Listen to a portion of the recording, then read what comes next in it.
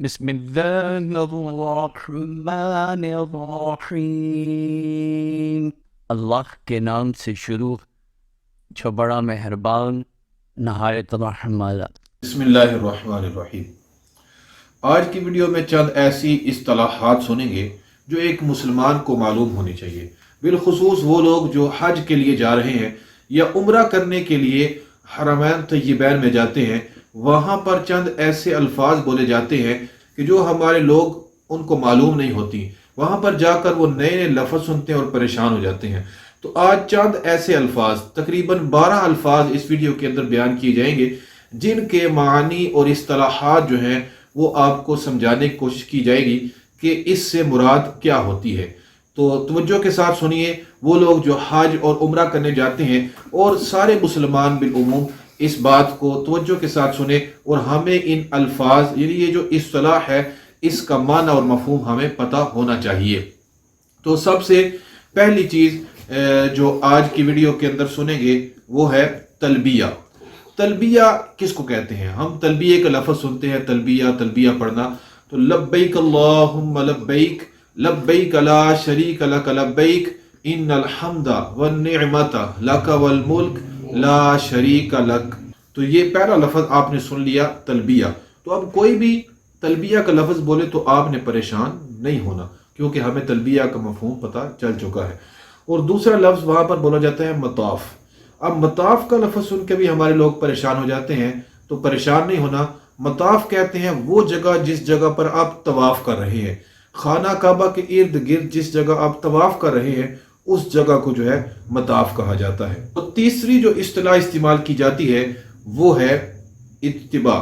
اتباع کا لفظ بولا جائے تو اس اصطلاح کا مطلب یہ ہے کہ جب طواف کر رہے ہیں تو طواف کرتے وقت جب کرنے سے پہلے حاجی جو ہے وہ اپنی جو اوپر والی چادر ہے اس کو دائیں کندھے کے نیچے سے گزار کر وہ بائیں کندھے پر، دایاں کندھا جو ہے وہ اس سے ننگا ہو جاتا ہے طواف کے دوران۔ تو مرد یہ کرتا ہے، اس کو اتباع کہا جاتا ہے۔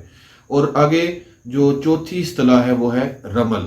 رمل کا لفظ بھی ہم سنتے ہیں، تو رمل کہتے ہیں جو طواف کر رہا ہے مرد، چھوٹے چھوٹے قدم اٹھا کر اکڑ کر طواف کے دوران مرد جو چلتا ہے، اس چلنے کو رمل کہا جاتا ہے۔ تو یہ رمل کا لفظ بھی بولا جاتا ہے، اس پر بھی پریشان نہیں ہونا۔ اور اس سے اگلا لفظ جو بولا جاتا ہے وہ ہے طواف کرنا۔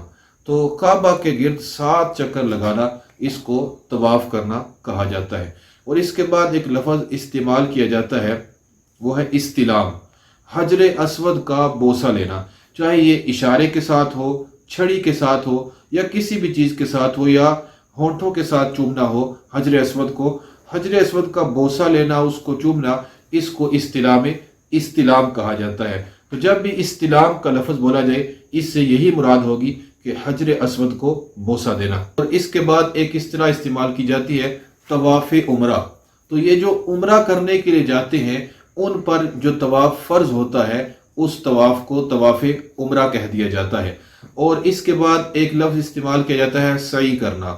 تو صفا اور مروہ ان دونوں کے درمیان جو چکر لگاتے ہیں اس چکر لگانے کو سعی کرنا کہا جاتا ہے۔ اس کے بعد ایک اور اصطلاح استعمال کی جاتی ہے وہ ہے رمی کرنا۔ تو شیطان کو جو کنکریاں ماری جاتی ہیں جمرات پر اس کو رمی کرنا کہا جاتا ہے۔ اور اس کے بعد ایک اور اصطلاح جو استعمال کی جاتی ہے وہ ہے حلق کروانا۔ تو جب حج کی یا جو عمرہ کرنے جاتے ہیں وہ اپنے تمام ارکان کو ادا کر چکتے ہیں، تو جو احرام کی پابندیاں ہیں ان احرام کی پابندیوں سے باہر آنے کے لیے حاجی یا عمرہ کرنے والا جو اپنے سر کے بال پورے منڈاتا ہے، اس منڈانے کو جو ہے وہ حلق کرنا کہتے ہیں۔ ایک اصطلاح اور استعمال کی جاتی ہے وہ ہے طواف الوداع۔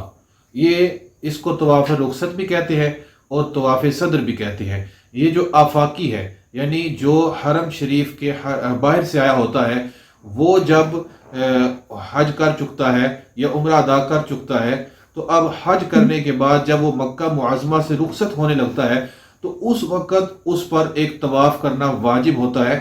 اس طواف کو طواف وداع، طواف رخصت اور طواف صدر کہا جاتا ہے۔ تو اس کے اندر ہمیں آفاقی کی ایک اصطلاح بھی سننے کو ملی کہ آفاقی کا لفظ استعمال کیا جاتا ہے۔